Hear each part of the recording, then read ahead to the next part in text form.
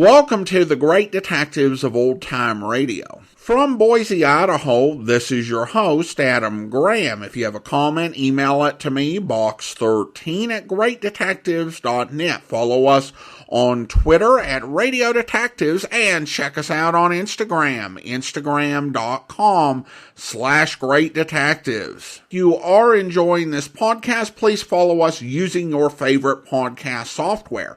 I do want to encourage you to check out our other podcast, in particular our Volume 2 feed. This is a follow-up to our Volume 1 feed at volume1.greatdetectives.net, which collects our first 3 seasons.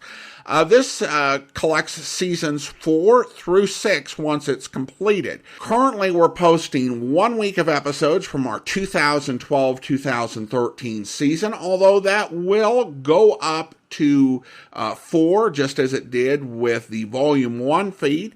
You can listen to and experience programs such as Nick Carter, Philip Marlowe, The Lineup, and Pursuit. And you'll also get to hear the first time we went through the Johnny Dollar serials as well in the course of listening to our Volume 2 feed. So check that out, volume2.greatdetectives.net. Now, it is time for this week's Yours Truly Johnny Dollar serial. We will be playing the first 2 episodes on Tuesday and the last 3 episodes on Friday. The original air dates, March 5th and March 6th, 1956. And this is the Plantagent Matter. Episodes 1 and 2, 3 through 5 will be coming to you on Friday. Let's go ahead and take a listen. From Hollywood, it's time now for Johnny Dollar. This is Mr. Costello at the Plantagent Hotel in Vicksburg, Virginia. You left word? Oh, yes, Mr. Costello. I'm acting for Eastern Seaboard Casualty Insurance. You know, investigation. Oh? I understand you had a burglary down there. We sure did, Mr. Dollar. Well, the main reason I wanted to talk to you, Mr. Costello, was to let you know I'm getting the first plane out of Hartford as soon as the weather clears. You're coming here to Vicksburg? Yes, that's right. Eastern Seaboard Casualties asked me to investigate the burglary for them. Good. Then I'll expect you when I see you. And I'll be there.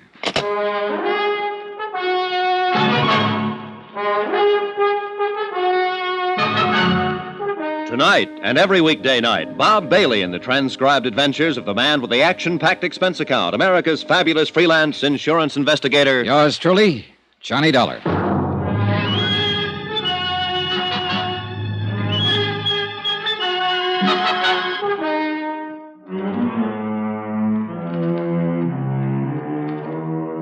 Expense account submitted by Special Investigator Johnny Dollar to the Chief Accountant, Eastern Seaboard Casualty Insurance Company, Providence, Rhode Island. The following is an accounting of expenditures during my investigation of the Plantagent matter. Expense account item 1, $2 cab fare, my apartment to the Hartford airport. Item 2, $173. 1 airline ticket from Hartford to Vicksburg, Virginia, and back again. We took off in 10 below zero weather about 1:30 in the afternoon. By 5 o'clock, we circled into Vicksburg for a landing. Item 3, $5 cab fare to the Plantagent Hotel, 3 miles outside of town. A pleasant, spacious, gentle old building set back among the wintry trees. 15 minutes after checking in, Mr. Costello appeared, wrung my hand, and reported that the Vicksburg police had apprehended the burglar who had rifled the hotel safe the night before. All of the loot had been recovered. As a matter of form, I spent 2 hours with the police itemizing the stolen property, which was all intact. Then I returned to the hotel, assured Mr. Costello that everything would be all right, and got busy trying to make return reservations for Hartford. Now, the rest of this report is by way of apology for my tardiness in submitting the expense account. In between phone calls to the airport, I went downstairs to the bar for a drink, and then stepped outside for a walk and a breath of fresh air. In the back of the parking lot behind the hotel, a blonde woman, about 30, in a green suit, was talking to a tall, typically dark man who had his back to me. They were arguing about something. As I walked past them, I couldn't help hearing too well. Please help me. Are you talking to me? Yes, please. On your way, mister. This is private. You hear me? Here, just keep your hands to yourself, bud. Well, keep rolling, then. We're having a little argument, private. Please, I don't know who you are, but I'm... Shut up. She's, had a little too much to drink, mister, that's all. Oh, that's so? Well, it doesn't look that way to me.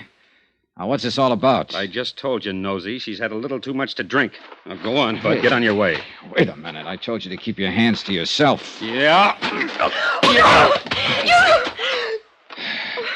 Honey, you want to keep it up? You hear me? Yes. I hear you. And I'll let it go this time, mister. Just this once. Do you want to have him hauled in, miss? Oh, no. No, that's all right. It's all right. Okay, then, okay. Come on, beat it, you. Now, listen, Beat Buster. it, I said. She's tired of you, and so am I. Go on, beat it.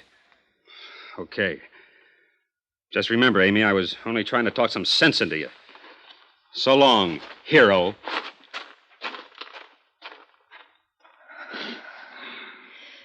Thanks. Thank you very much. That was awfully kind of you. Okay, did he hurt you? Yes. Where it hurts the most, I guess. I'll never get accustomed to being disappointed in people. Oh, well, he didn't look like your type anyhow. So why don't you just... Oh, I'm sorry. Hey, look now. This is just the end of everything. Everything. Yeah, I know. Well, maybe it looks that way, but maybe it isn't. I'm sorry. I'm very sorry to have caused you all this trouble. Oh, that's okay. It must look rather cheap and dingy. I mean, I don't know what I mean. Well, look, let me ask you something. Did you really have too much to drink tonight? No. No, I only had one drink with him. All right, then maybe you'll let me buy you one. How about it? You're very kind. You look like you should be with someone for a little while right now. So what do you say? How about it? You're a very kind man.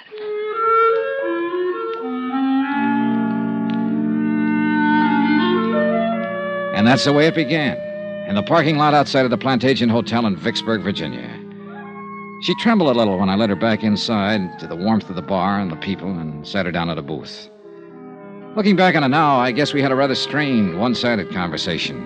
She did all the listening and seemed preoccupied with her problems, whatever they were. Even though I'm not the greatest wit in the world, I did manage to get a faint smile out of her. It was a nice smile from a warm, frank mouth. Item 4, 2 drinks for us.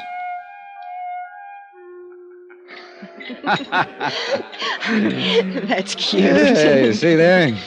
Next thing you know, you'll be telling me a joke. Oh, that reminds me. That reminds me of another one. It's one of the oldest and most respected jokes in the country. You probably heard it 1,000 times. It seems 10 men were standing in the rain under an umbrella, and none of them got wet. Well, just about then, a fellow walked up. You've been very, very kind to me. Thank you again. Well, I'm glad you feel better. Miss, Are you, from here in Vicksburg? No, my home's in Hartford, Connecticut. I flew down here this afternoon on business. I'm waiting for a flight out. Oh. What's your name? Johnny Dollar. Thank you again, Johnny Dollar. Hmm? Thank you for not asking me my name. For not asking me about the man in the parking lot. For not asking me to explain what my trouble is. Thank you, Mr. Dollar. And thank you for sitting here with me this little while and trying to make me laugh. You really feel all right now, huh? Yes, I think so. Good, that's swell. Because I wouldn't want to let you go if I thought you were going to step outside and start crying again. No. No, I won't do that, I promise. You sure? Positive. Okay. Ah, you want one more for the road? Oh, thank you, but I'd better not, Mr. Dollar. I really should be getting home. Well, will everything be all right at home? What? Oh, yes. He wasn't my husband, or my boyfriend, even. He won't bother me. Okay, then. Here, let me help you on with your coat. Thank you. There you are. Do you have a car? No, I'll get a cab. There's always one out in front. Good, I'll help you.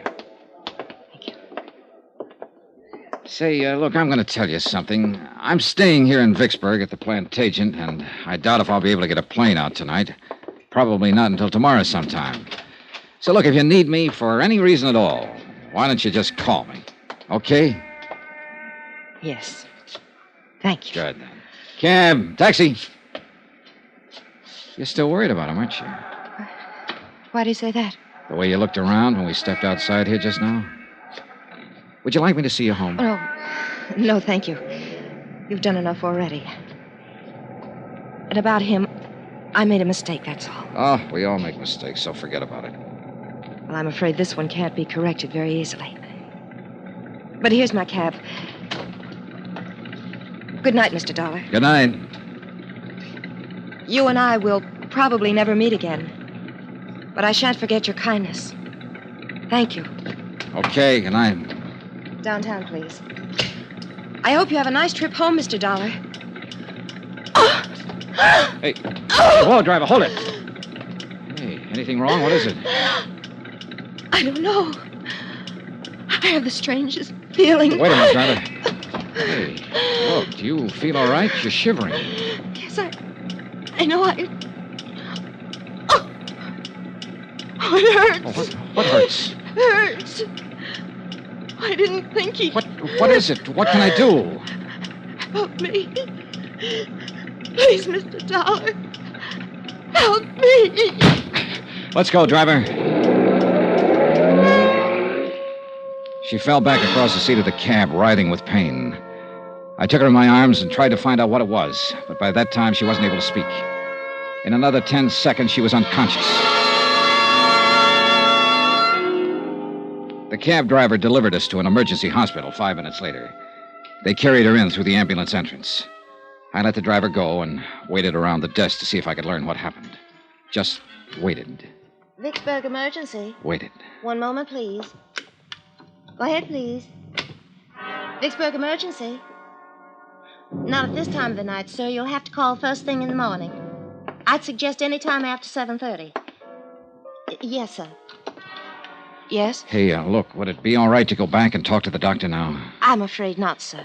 Well, could you bring him out here? I've been waiting for quite... I'm sure he'll be out in a very short while. He knows you're waiting to talk with him. I thought maybe he forgot me. No, sir. I just want to make sure she's all right. The doctor will be out. Vicksburg emergency. Just a moment, I'll connect you. Go ahead, please. Has she had many of these attacks, sir? Oh, I don't know. I just met her. Oh. Well, if you'd like, we could call you at home and let you know how she is. This isn't my home. I'm on my way out of town as soon as I can get a plane. I'll wait. Certainly. Excuse me. Yes, doctor. Yes, he's right here. Yes, sir, thank you. The doctor will see you now, sir. Good, thanks. End of the hall, room 111. Okay, thank you. I don't know what it was or why that hallway looked so long to me. Call it an old-fashioned premonition or what have you. That's what I had walking down the hall to see a doctor about a girl I'd known only a few minutes. There were 3 people in the room, 2 doctors in their white clothes and a nurse. I can still see the light burning above their heads, the way they looked tired, exhausted. All 3 of them had been working very hard. Doctor? Yes? Oh, you're the man who was with her. Yeah, that's right. How is she? When did this happen? About a half hour ago. I put her in a cab at the Plantagent Hotel, and she complained of feeling sick. So I brought her here, but she lost consciousness in the cab. I see. Sit down, please. Oh, why? Some papers we want you to fill out, just routine. Oh, Your name, please? Johnny Dollar. And she is Mrs. Dollar. No. Oh, I see. You're a friend of hers, Mr. Dollar. Well, yes. Look, what is it, Doctor? What's the matter with her? I can't exactly tell you that right now, Mr. Dollar. What? Well, now, wait a minute. Why can't We have to contact her family first, Mr. Dollar. This girl is dead. Now, if you're willing to fill out... Picture it. Yourself in my position, I mean. I'd known the girl only a few minutes. I didn't even know her name. Yet somehow I'd become closely involved with her. Too much so, I guess. All I knew about her was that she was someone who had died while asking me to help her. Under the circumstances, what would you do?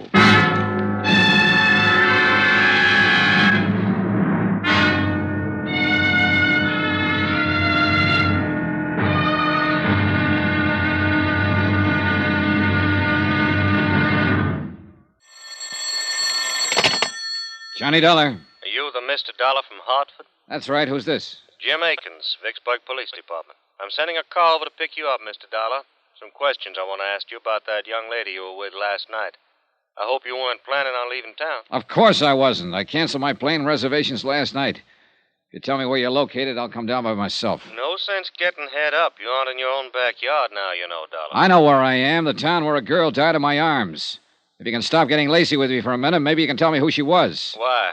Because I'd like to talk to her family. I was the last one to see her alive. Who is she? We haven't identified her yet. To us, she's still Jane Doe.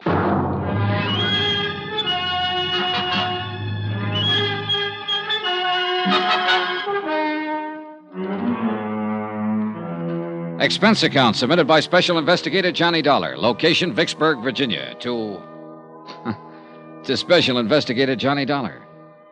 The following is an accounting of expenditures during my investigation of the Plantagent matter.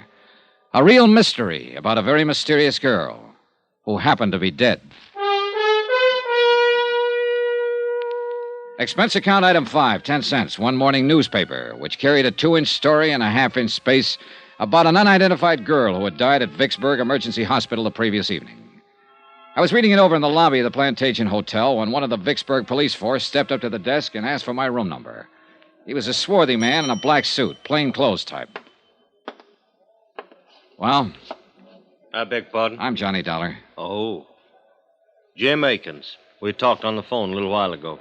You said you were sending a car. Well, you sounded so huffy about everything, I thought I'd drop over myself to say hello. I got the car outside. Okay, let's go then. Where are you from, Dollar? Hartford, Connecticut. I'm an insurance investigator. Look, I talked to a man in your burglary division yesterday about the burglary they had at the hotel yesterday. I was sent down here by Eastern Seaboard Casualty Insurance Company. You got any identification on you? Yeah, sure. Here. Okay. Look like who you say you are. Now, just what was your connection with that girl who died at the emergency hospital? I met her outside in the parking lot last night, back at this hotel. She was with a man. I don't know who he was. They were having an argument. I stopped when she asked me to help her. I got rid of the man and took her inside here and bought her a drink. Then I started to put her in a cab to send her home. But she got sick before the cab could take off, so I took her to the hospital. She died there. And that, Mr. Akins, is it. How long did you know her? About a half hour, all told. She didn't tell you her name? No. Where she lived? No. Name of this man she was with in the parking lot, who was he? I haven't the slightest idea. Well, what kind of trouble was she having with him? She didn't tell me that either. I didn't ask her. But you sat in the cocktail lounge over there and you had a drink or two. One. No name, no address, no nothing. Well, maybe we better do all our talking downtown. Anything you say, Akins. Let's go.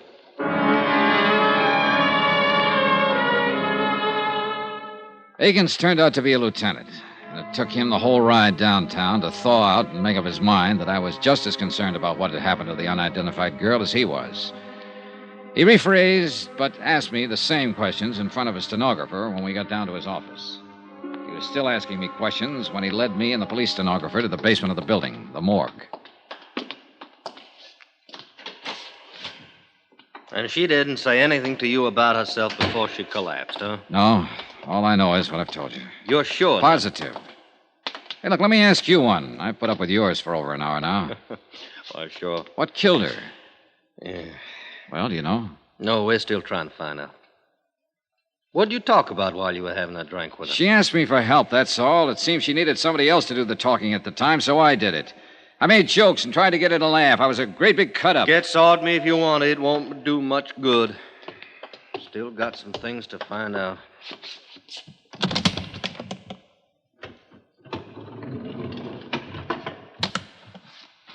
Yeah. Lousy, ain't it? It sure is. This is the girl you were with last night. Yes. You're positive? I'm positive. Okay, Dolly, you want to sign this for the records? Well, that's good. All right, Sam, you can send this on upstairs. We'll be up pretty soon. Now, Dolly, did anyone there at the hotel bar seem to know her? I don't know. Cocktail waitress, somebody like that? I don't know. Well, I do. We asked around. No one there had ever seen her in the Plantagent Hotel before. Tell me something, Dolly. You ever worked on one like this? No, not quite. Okay, then, I'm going to tell you what we're up against. All the clothes she was wearing was standard brand stuff. Mostly come from stores downtown, some of them New York. It's going to take us a long time to check them out. We may not be able to trace them at all. We're going to work on the cleaning marks, too, and that'll take time. Now, from what you say and from what she said, and that wasn't much, she's probably a local girl. Somebody's wondering about her, but nobody come in and make out a report asking for her. I hate to do it. I might have to take a picture, run it in tonight's paper, just to find out who she is. That could be pretty lousy for somebody. It's a lousy business. I thought you could help me, Dollar. How? Well, two things. One, that bird she was with. He was arguing with out in the parking lot, you say. That meant he must have had a car out there. But you didn't bother to take a look at it. No, I didn't. And another thing now, where's her purse? I don't know. Well, she must have powdered her nose when she sat down to have that drink with you. Every woman does. She must have reached for a cigarette or something in that purse. So where's that purse? I don't know. Well, now, you see? You see how much help you are to me? Oh, just a second. Morgue, Lieutenant Akins. Oh, yeah, put him on. While Lieutenant Akins talked on the telephone, I lit a cigarette. After that, I tried to interest myself in a calendar that was hanging on the wall. After that, I tried tying both shoelaces. But wherever my eyes roved around that white-tiled room, somehow, they always came back to rest on the quiet, still form of the girl who'd asked me for help. By any standard, she was attractive. Fine golden hair spun out of smooth white skin. I remember her eyes had been very big and very brown.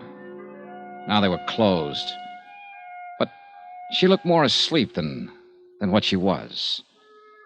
She looked as though she might wake up any minute and answer me if I said out loud what I was saying to myself silently. How can I help you? Let's get out of here, Dollar. Okay by me. That was the lab on the phone.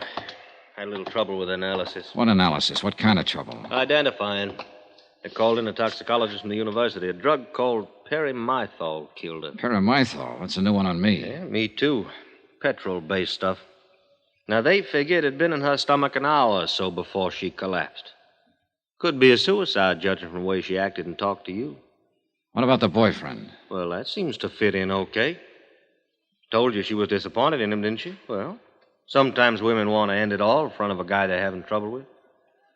It'll probably turn out that way. Oh, you talk like a cop, Akins. That's what I Everything's am. so simple. Make it fit into your formula. This girl knocked herself off because she lost her boyfriend. This girl killed herself because she lost a job. Fill it in. Get it off the books. Whoa, Dollar, whoa. What's the matter with you? What are you getting at? Oh, I don't know. Forget it, will you, Lieutenant? No, now, wait a minute. Wait just a minute. I'm not all cop, Dollar. I saw her laying there, too. And I can see she was a nice girl, and something went awful wrong with her. If I'd been the last one to be with her and talk to her alive, why, I'd probably be taking it the same way you are. But take it easy. Sorry, Lieutenant. Yeah. I'll buy you some breakfast. He did, but it didn't help much. And after that, we shook hands and parted. Expense account item 6, $2. Cab fare back to the Plantagent Hotel. I went up to my room, packed my bags, called the airport, and made arrangements to leave on the 6 o'clock plane. There was nothing more I could do about the case. Nothing more at all. It was police business. I had time before the plane for a quiet drink at the hotel bar. What's your pleasure, sir? Oh, some of that little water. Yes, sir. You on duty last night by any chance? Yes, sir. Why you ask? I just wondered if you happen to remember me. No, sir. Was you at the bar? At that table over there with a lady, a blonde girl in a green suit. Well, I'm sorry. I just don't remember. Well, here you go. Thanks. Here, keep the change. Well, thank you, sir. Now, I probably waited on you, but, well, so many people, you know. Yeah, sure. Why you ask? The lady lost her purse. Thought maybe it might have been turned in here. No, sir. We didn't get any places last night. A couple money clips is all. Yeah, not much in them either. Mm-hmm. You're talking about the lady who died later on, ain't you, sir? Yeah. Yeah, I am. Police officers was in here asking the same questions. I thought they would be. You, policeman, too? No, I was a friend of hers. Oh. Well, then you should call the police. They're still trying to find out her name. So am I. Well, I thought you said she was a friend of yours. I didn't happen to know her name. It didn't seem important to ask it last night. I just don't understand. I can tell you one thing. I might have saved her life if I'd asked her name. And some other things. Yes, sir. Sure.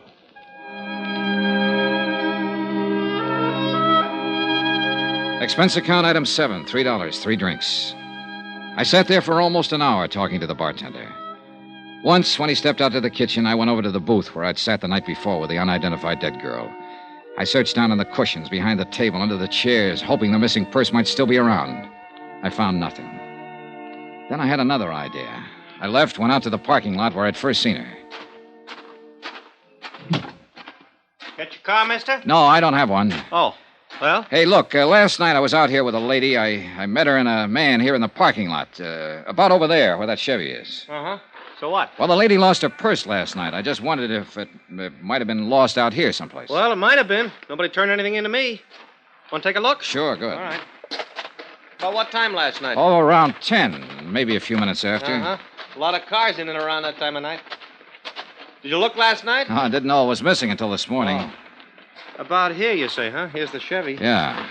Well, let's take a look. Yeah, make it a good look. Yeah. Well, hey! I think you're in luck. Huh? Yeah, here's a purse. Hey, you're in real luck. Is that hers? It was hers, all right. A green suede purse, the same color as the green suit she'd been wearing. It still carried the faint, sweet odor of her perfume as I remembered it. I looked inside, but there was nothing to tell me her name. Lipstick, comb, a $10 bill, and some small change. And one other item. A .32 automatic, recently fired.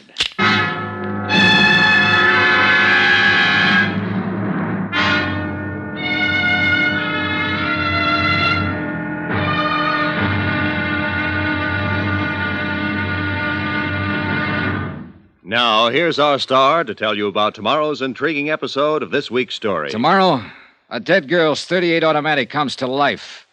Join us, won't you? Yours truly, Johnny Dollar.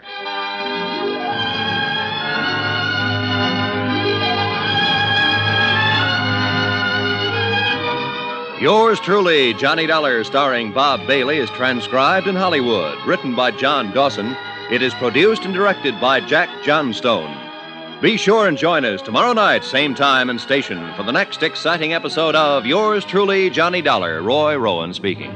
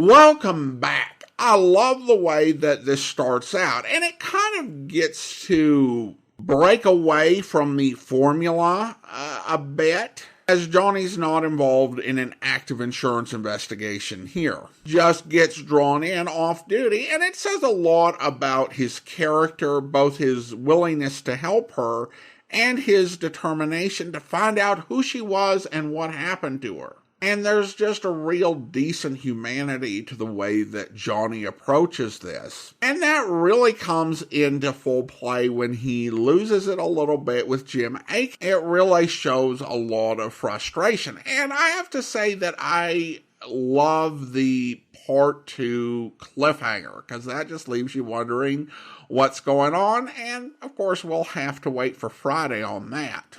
Now we turn to listener comments and feedback, and we start over on Spotify, where Shantae writes regarding the Fathom 5 matter, "This one had me hooked from the beginning to the end."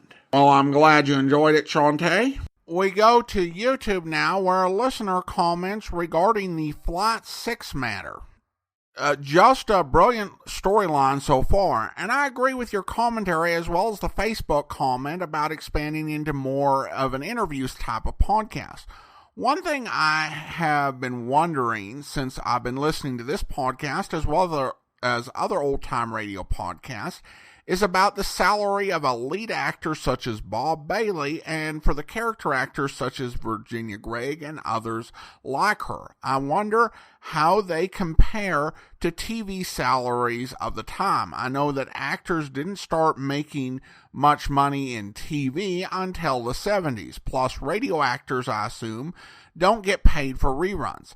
I'm not sure if the rerun concept was even a viable one for radio. Well, thank you so much, and this is a good question because I recently did a 5-part article on Bob Bailey and came across a little bit of information that I couldn't actually work into the article, so I can go ahead and talk a little bit about it here.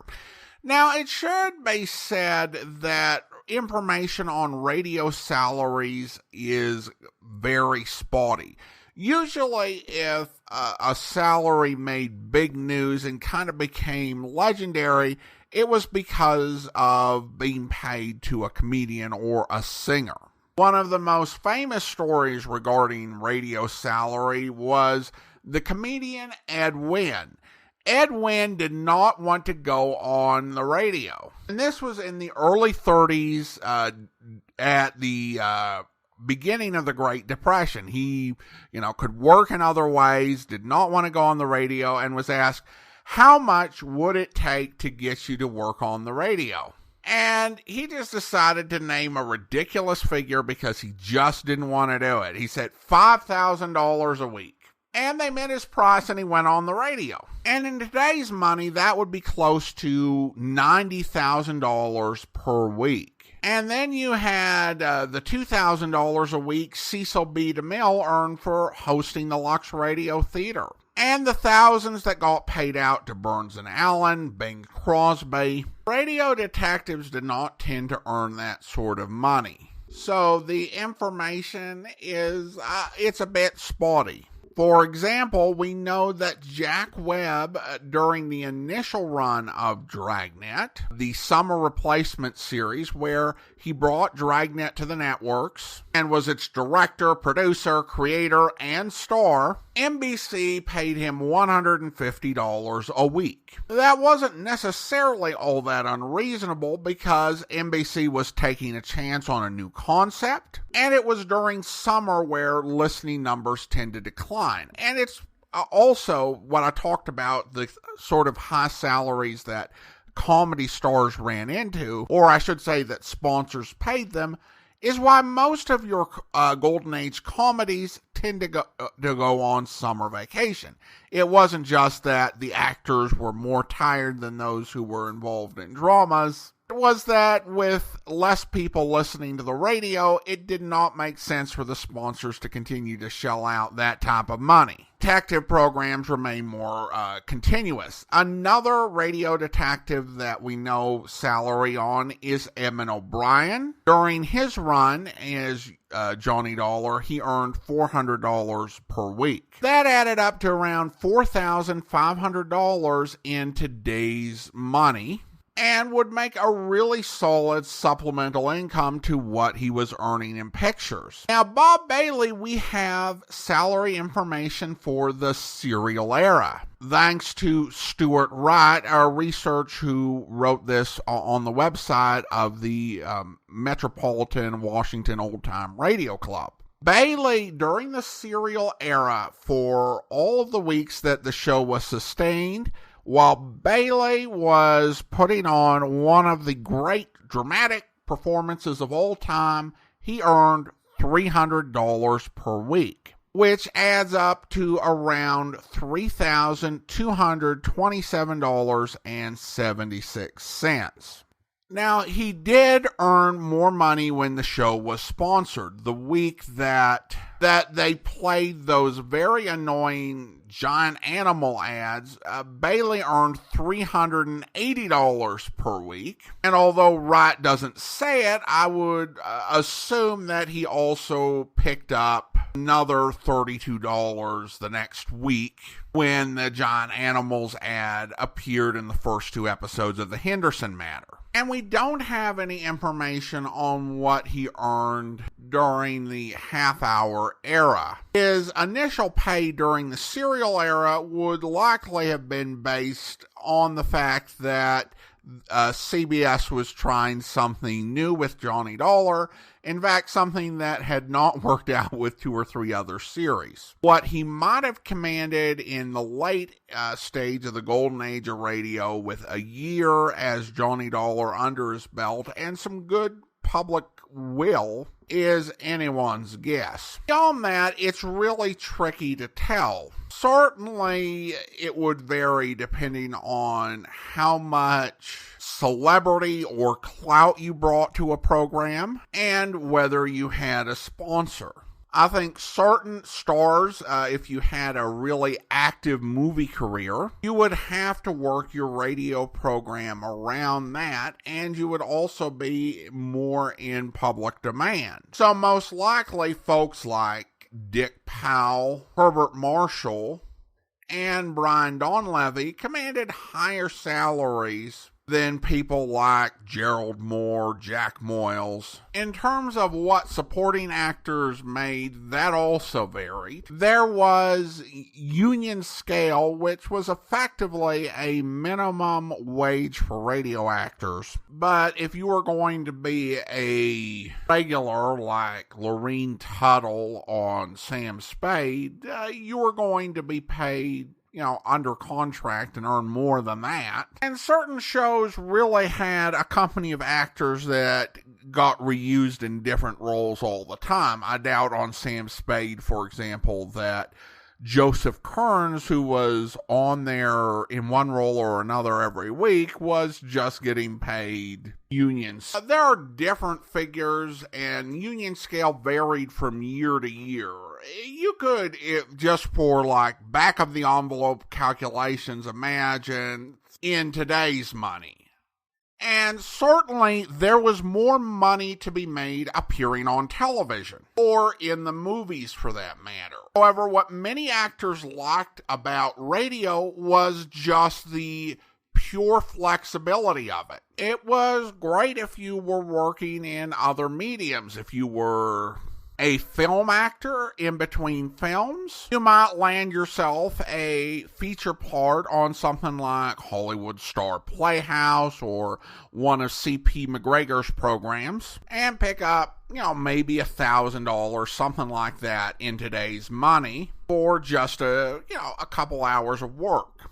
Or if you were in a play in the evenings, you could, record some radio in the daytime. There were some radio actresses with school-age children who would, get up in the morning, get the kids off to school, go and record 2 and 3 radio programs, and be home when her kids got home. Others would just go full bore into recording as many radio programs as they could. Because compared to film and television and even the stage, radio recordings were not particularly time intensive, which is why you will hear about radio actors with 10,000 credits. While no one has that many recordings available, it's believable that they could have made that many because it was quite possible to do 12 or 13 guest appearances in a given week. And even if you're getting paid union scale, that can be a pretty good living. It was also possible to land multiple recurring roles at the same time. For several years, for example, Don Brown, who played Digger Odell, the friendly Undertaker, and Riley's neighbor and best friend, Jim Gillis, at the same time that he was playing Irma's boyfriend, Al, on My Friend Irma, and also playing Ozzie Nelson's neighbor, Thornberry, on The Adventures of Ozzie and Harriet.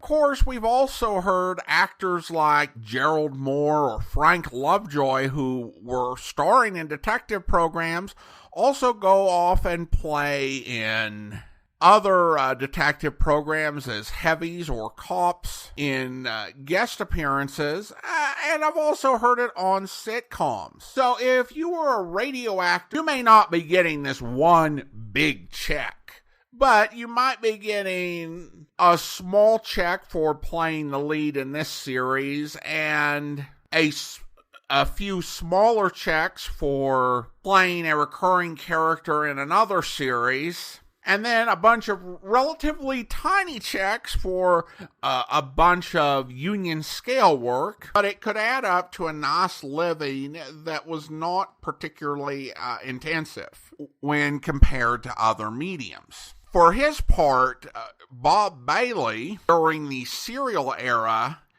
he supplemented his income with a few appearances on the program Romance, and also had some screenwriting ambitions that he sold a few scripts, and then when that kind of dried up, he went into acting on television a few times a year to kind of supplement what income he got from radio. So, I hope that answered your question. We don't have super definitive answers, but I think that gives you a good overview of what the whole radio culture was like financially. Well, now it's time to thank our Patreon supporter of the day. And I want to go ahead and thank Steven. Steven has been one of our Patreon supporters since July 2020, currently supporting the program at the Detective Sergeant level of $7.14 or more per month. Thank you so much for your support, Stephen. And that will actually do it for today. If you are enjoying this podcast, please follow us using your favorite podcast software. We'll be back on Friday with episodes 3 through 5 of the Plantagent matter. But join us back here tomorrow for Dangerous Assignment, where... Oui? I'm Mitchell. You're the guy I was talking to over the phone? Oui, please to come in. Okay. Well, did you tell Biscoe that I was coming? No. What? Now, look, if you're Biscoe's butler, he could do a lot better, believe me. 2 items to correct, monsieur. In the first place, I am not Monsieur Biscoe's butler. And in the second place, it was quite impossible to inform him that you were coming out here to his villa. Why was it impossible? Because Monsieur Biscoe is in his library. Dead. What? Oui. A long and quite sharp letter opener buried in his back. And now, monsieur? What? That gun in your hand says you're the boy who stabbed him, too, huh? You are quite wrong, monsieur. This gun in my hand says that you are under arrest. Under arrest? Say, what is this? I hope you'll be with us then. In the meantime, do send your comments to box13@greatdetectives.net. Follow us on Twitter at Radio Detectives, and check us out on Instagram, instagram.com/greatdetectives. From Boise, Idaho, this is your host, Adam Graham, signing off.